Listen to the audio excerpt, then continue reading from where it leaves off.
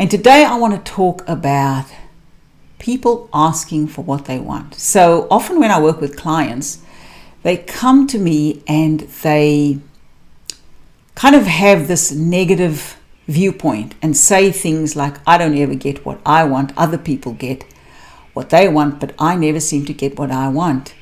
When we dig a little deeper, and we could be talking about, not getting the job that they want, not getting the promotion they want, or being able to negotiate for a better salary or get some great perks, like flexible working arrangements, whatever, right?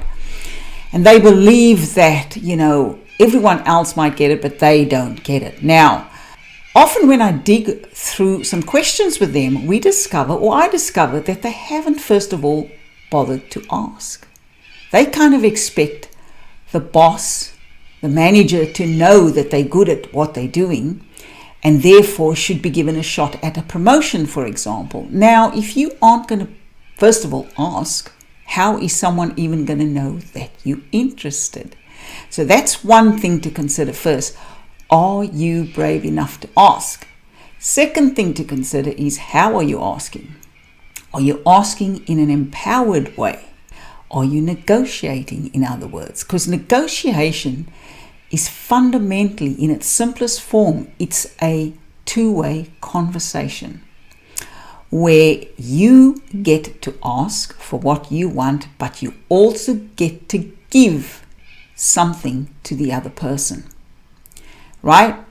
Negotiation is never about only one person getting what they want, only one party getting what they want. It has to be a two-way street. And so first of all, as I said, you have to pluck up the courage to ask so the person knows that you're interested. And second of all, you've got to ask in the right way. I'm going to demonstrate with a little story. So when I was on maternity leave over 20 years ago, that was at the rock bottom of my life and I was starting over again. Even though there were money challenges and I was paying off debt, I did not want to come back off maternity leave too early because I didn't want to miss the milestones of my infant child. That meant a lot to me. Being a present mother, being a present mummy, being there for her meant a lot to me. So even though I was really struggling, I didn't want to come off maternity leave early, but I was approached by a manager, not my actual boss, a different manager. My boss had recommended me to this manager because there's a couple of projects in trouble and he said, she's the person to help you get it back on track. He said the only catch with her is she's on maternity leave right now and she's only about 4 to 5 months into her maternity leave. This other manager decided he was going to take a shot, rang me anyway, we had a conversation. And it's interesting, I immediately saw an opportunity. I saw that I could negotiate. He wanted me to consider coming off maternity leave early. And I suddenly realized, hang on a minute, there's something that I want.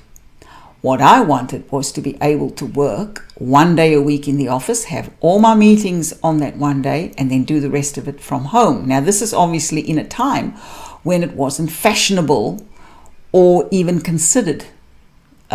Remote working, all of that was not really a twinkle in anybody's eye at that stage. So, but I asked. I decided, well, here's where a negotiation can happen. I can ask something of him. I know he already wants something of me, which is to come off maternity leave early. But I also didn't want to kind of have him feel like I was pushing for something because I knew that he wanted me to come back early. So what I did was I offered him some extra support time. And what I mean by that is that, my daughter, I was fortunate enough that I had a baby who slept through the night from 6 weeks onwards. I mean, how lucky could I get? But, I believe the gods were shining on me. They gave me what I needed as a single mom. So I had a baby who slept through the night from 6 weeks onwards, and she would usually go down at 6 o'clock at night, which means I had time in the evening to support, and I offered him that. I said, I can offer you a couple of nights of extra hours support, especially for some of the the time zone differences, because part of the project was being run from overseas as well, from Asia. So, they were a couple of hours behind us. And I said, I can offer that extra support. We had backward and forward conversations, and that's what negotiation is all about. It's a back and forth conversation, trying to work out the best deal that suits both parties. Negotiation has to suit both parties.